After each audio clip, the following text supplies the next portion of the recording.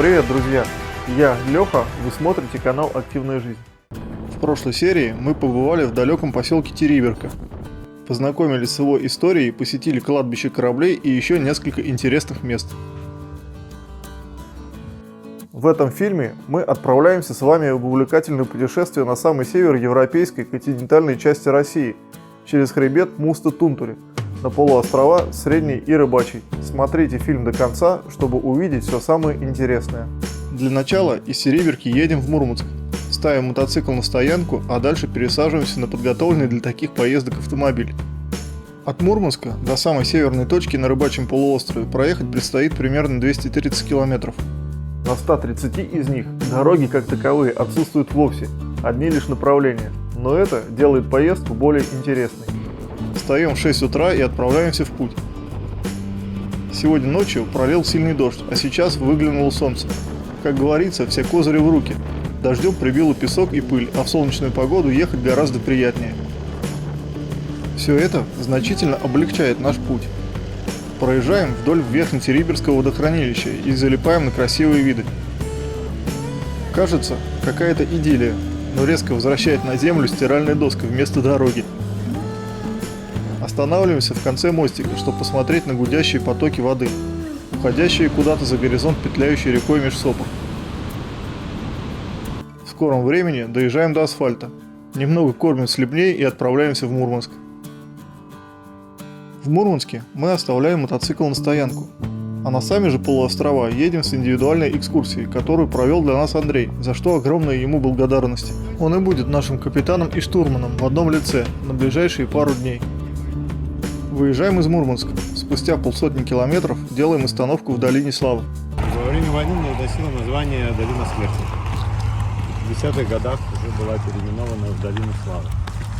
Вот здесь карта именно разгромов фашистских войск, там карта их наступления. 70 тысяч погибших, здесь всего похоронено 22 тысячи человек. Все остальные лежат вот там. Вы будете ходить, если искать ягоды, грибы, находить зеленые кости. Более подробно про историю мемориального комплекса и событий здесь произошедших можно посмотреть в моем фильме про путешествие 2019 года. Это интересно. Едем еще 3 десятка километров, и уже, наверное, по складывающейся традиции, мы делаем символическую остановку в музее «Титовский рубеж». После музея мы съезжаем с трассы Колы и отправляемся навстречу приключениям по бездорожью. Первой нашей остановкой будет водопад на Титовке. В прошлый раз при попытке сюда спуститься я завалил мотоцикл, и дальше мы решили пойти пешком. А из-за того, что погода в 2019 году была довольно скверная, да и сил мы потратили много, желания особого на длительные прогулки у нас не было. В этот же раз совсем все по-другому. Доходим до живописного водопада и руин мельницы на Титовке. Сегодня в Мурманске нереальная жара, градусов 30. Как уже говорил когда-то, на самом деле это была вовсе не мельница, а небольшая гидроэлектростанция, снабжающая военные поселки электричеством. По предварительным данным, построена она и введена в эксплуатацию в 1948 году личным составом 3-й стрелковой роты 61-го стрелкового полка. Кстати говоря, на фасаде есть надписи с инициалами строителей. А вот сам каскад водопадов на Титовке, благодаря легенде о старой финской мельнице, действительно называется мельничным. Идем прогуляться вниз по течению, насладиться красивыми видами и шумом воды. Живописный каскад состоит из нескольких бурлящих порогов. Вода летит здесь с огромной скоростью, натыкаясь на камни и издавая оглушительный шум. Идем дальше вдоль обрывистых берегов и любуемся видами. Каждый порог реки красив и уникален по-своему. Прямо на обрыве кто-то устроил импровизированную смотровую площадку. Установили небольшую лавочку и столик. Отсюда открывается замечательный обзорный вид на первый порог. Идем еще чуть-чуть дальше, и скоро мы оказываемся в низовье водопада. Да, воды сегодня заметно меньше, поэтому можно пройти тут везде. Вот наш водопад, река Титовка. Еще один порог, и вода пошла в долину. Отсюда открываются завораживающие виды на нижние пороги и долину реки. Говаривают, что иногда здесь можно увидеть зрелище. Когда семга идет на нерест, она выпрыгивает из воды для преодоления преград на своем пути. На самом деле не видел этого, поэтому утверждать не стану. Сразу вспомнилась легенда про карпа Кои, который благодаря своему стремлению однажды стал драконом. Легенда гласит, однажды целеустремленный и трудолюбивый карп шел на нерест вверх по желтой реке, перепрыгивая течение. Очень длинный и трудный был его путь, но он продолжал следовать своей дороге. Вдруг на его пути возник водопад, окруженный горами. Это были ворота дракона. Карп перепрыгнул их и, неожиданно взмыв в небо, сам превратился в дракона. Нагулявшись вдоль речки, мы отправляемся дальше в путь. По пути мы останавливаемся еще в одном живописном месте, посмотреть на долину реки, в этот раз уже с возвышенности. Отсюда, в смысле? Ну, оттуда, да. Потому что там топлива нет, там, ну понятно, что каждый с собой канистру берет, но все равно пока они скатались, для чуть не недели стояли. Ну, вот сейчас вот этот основной рукав остался, и там немножко течет, а так там такая сильная вода, и вот 3 рукава остались.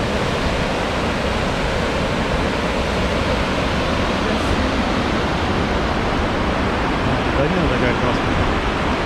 Да. Дальше мы еще остановимся, там тоже классно будет видно долину.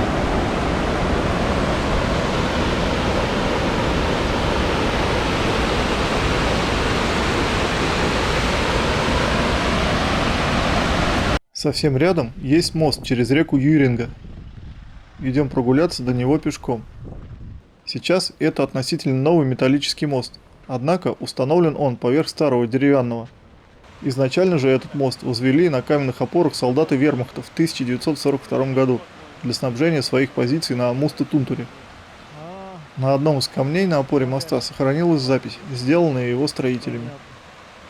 Совсем рядом, вниз по течению, установлен обелиск Мивкунову Игорю Леонидовичу, офицеру-десантнику 61-й бригады морской пехоты, погибшему у моста 17 марта 1994 года при опрокидывании БТРа во время выполнения служебного задания.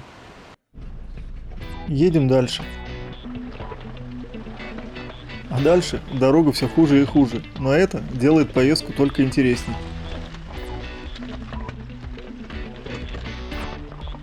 Делаем небольшую остановку перед затяжным спуском.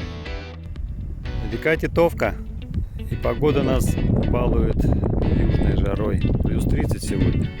Прям не знаем, что и делать. Немного отдыхаем и отправляемся дальше в путь. Погода сегодня не перестает нас удивлять. Всю дорогу она радует нас теплым солнцем, в отличие от прошлого раза.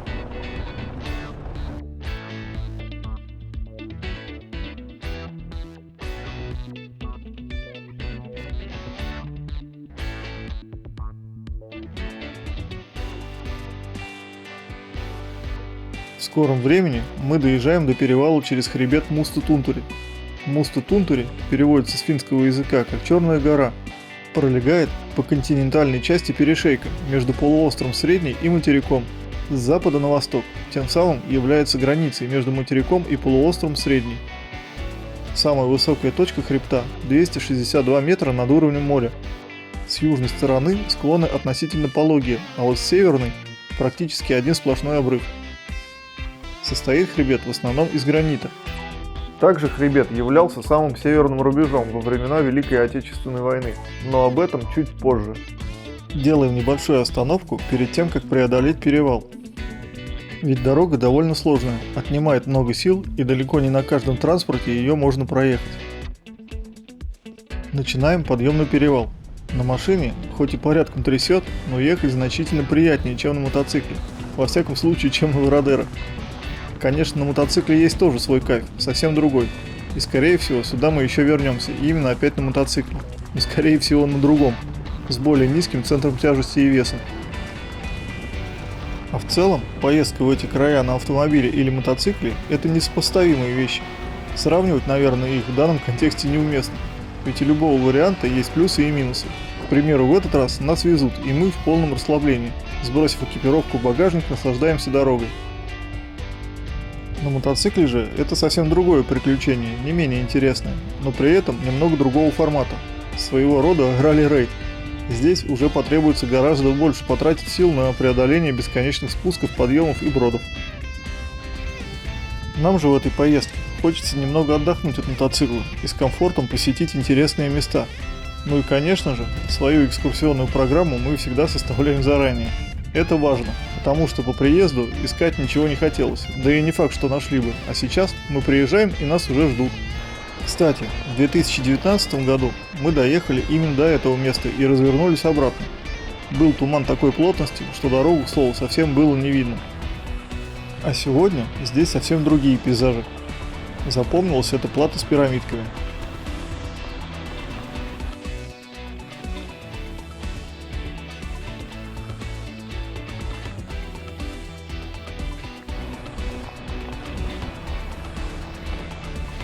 Делаем очередную остановку, пропустить грузовичок, да и отдохнуть немного.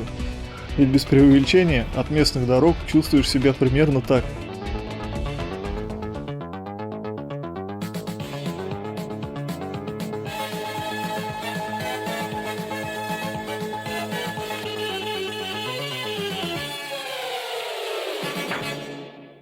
Земля в иллюминаторе, земля в иллюминаторе, земля в иллюминаторе видна.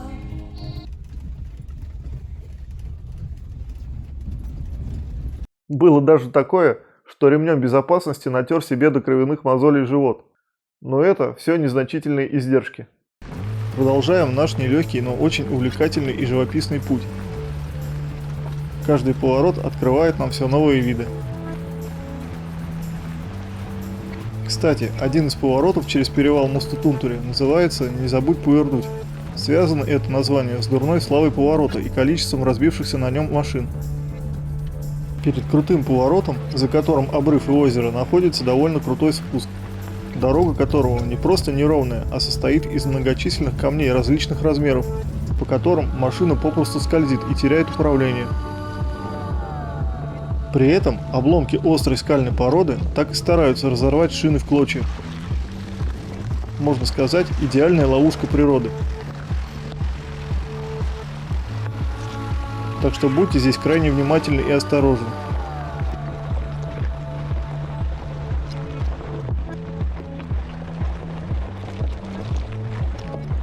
Откровенно говоря, впервые именно для этих мест я установил на мотоцикл резину назначением 50/50 с двойным кордом в бортах и крупной шашкой.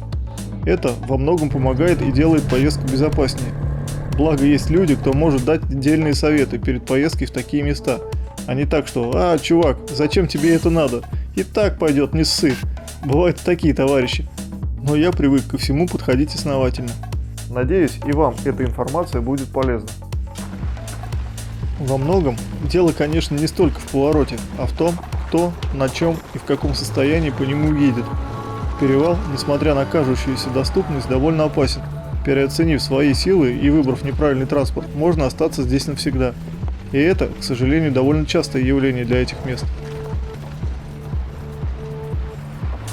Через какое-то время на горизонте наконец-то показываются Средний и Рыбачий полуострова и Губа Кутовая. Останавливаемся, идем прогуляться и полюбоваться пейзажами с возвышенности. За мной Губа Кутовая, наконец-то мы до нее доехали. Сейчас поедем дальше. Небо все в классных облаках. Здесь уже свежий воздух с моря, не так душно. То есть то, что сейчас называют сейдами, это камни, это как бы такое уменьшенное значение слова сейд, потому что, в принципе, сейд для самов, для коренного народа, Душа типа? Не душа, а вместилище какого-то духа. Вот. То есть они вообще, как это, шаманизм у них религия. Да. Но это не современные? По-моему, нет, он тут всегда стоял. Вот, и дальше там еще есть. То есть они поклонялись там какому-то камню, какому-нибудь там пню, к примеру, да? Да. То есть, наделяли его какими-то именно магическими силами, что в нем живет там какой-то святой дух. Вот.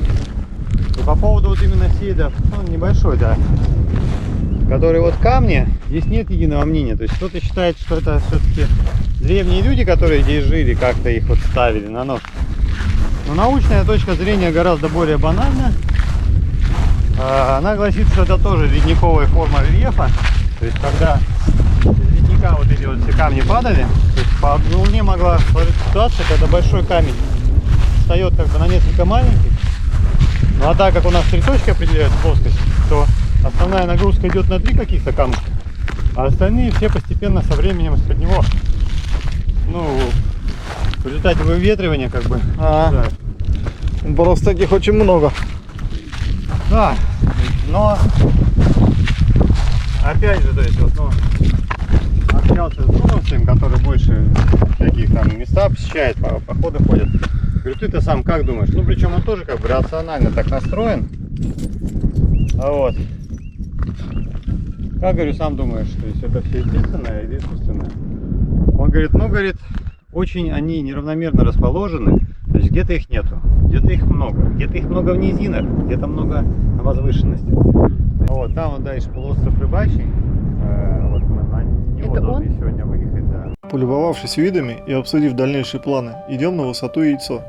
Высота Яйцо – это место на перевале по пути на Средний полуостров. В 1942 году рота морских пехотинцев во главе командира Юнкевича Александра Яковлевича вела здесь смертный бой. А на памятной табличке написаны слова: «Путник, с этих скал кровь стекала ручьем в бухту Ктовую. Вечная память павшим героям». Как говорил ранее, Муста-Тунтуре во время Великой Отечественной войны являлся самым северным рубежом. Здесь шли ожесточенные бои. В 1941 году, 29 июня, всего лишь через неделю после нападения фашистской Германии на Советский Союз, на берег Среднего полуострова высадился полк горных егерей.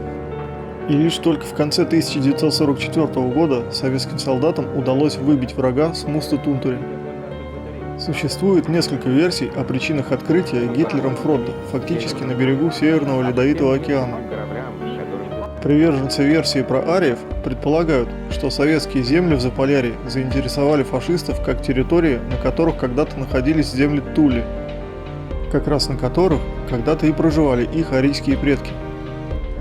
Историки же считают, что захват полуостровов Средний и Рыбачий для фашистского командования был стратегической задачей.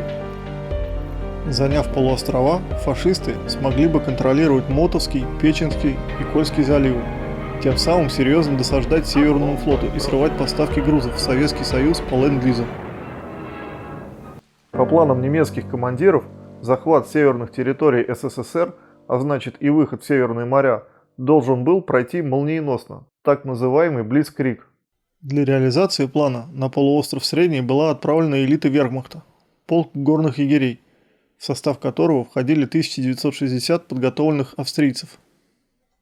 Добравшись до Муста-Тунтуре, вражеские бойцы, оснащенные по последнему слову техники тех времен и полностью укомплектованные оружием, провизией и медикаментами, тут же принялись буквально вырубать в скалах укрепления. Ожесточенные бои здесь шли без остановки почти все 1195 дней. Первыми, кто встретил врага в неравном бою, были 150 красноармейцев, многие из которых были еще новобранцами. Элите вермахта за 3 с лишним года так и не удалось захватить полуострова. В ночь на 10 октября 1944 года советские воины перешли в наступление. Фашисты же при отступлении дистанционно подрывали бомбы, минировали дороги, а в какой-то момент и вовсе разбрасывали фальшивые деньги, в надежде сбить советских солдат с толку, чтобы расстрелять их из укрытия, пока те будут собирать богатство. Но коварным планам сбыться не суждено, ни одна купюра так и не была подобрана. Ведь у советских солдат была совершенно другая, более высокая цель – освободить родные земли от фашистов. Умереть, но Рыбачий защитить. Убитый фашист на севере не придет на юг. Таков был лозунг североморцев, защитников полуостровов Среднего и Рыбачьего. После прогулки на возвышенности мы спускаемся и оказываемся по ту сторону перевала, на перешейке между континентом и полуостровами. 5 дней назад мы прошли больше 20 километров, я думаю, сюда мы поднимемся. Дальше мы забираемся по склонам хребта еще на одну бывшую огневую позицию, где и по сегодняшний день все усеяно патронами, гильзами, пулями.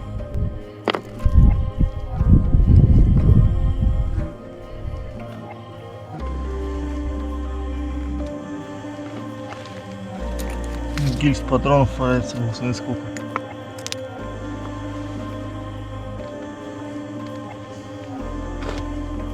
Еще просто ведрами.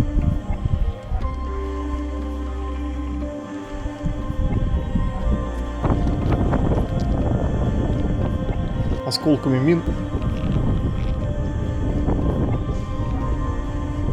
и даже человеческими костями. Кости, вон, кстати, какие-то валяются.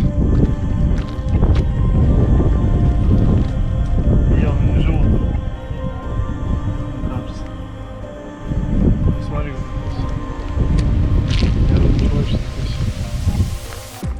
Это красивое место. Это на самом деле хребет Муста-Тунтури. Хребет, где стояли фашистские укрепления в годы войны. Видите, сколько патронных коробок до сих пор здесь валяются. Следы от мин и прочие артефакты войны. Дай это Бог, чтобы никогда не повторилось. Спускаемся по крутым склонам обратно к нашему транспорту. По пути валяются кучи немецкой и колючей проволоки. Фашистская проволока. Колючка.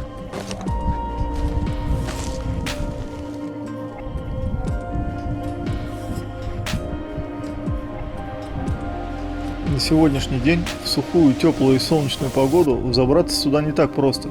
А только представьте, каково было штурмовать укрепленные вражеские позиции советским солдатам в распутицу, в холод, пролезая по скользким скалам через колючую проволоку и находясь под беспрерывным прицельным огнем противника, засевшим на господствующих высотах. После прогулки на возвышенность мы отправляемся на полуостров Средний, но об этом уже в другой раз. Друзья, понравился фильм? Ставьте лайк, подписывайтесь на канал и следите за выходом новых серий. Благодарю за внимание, всех благ и пока!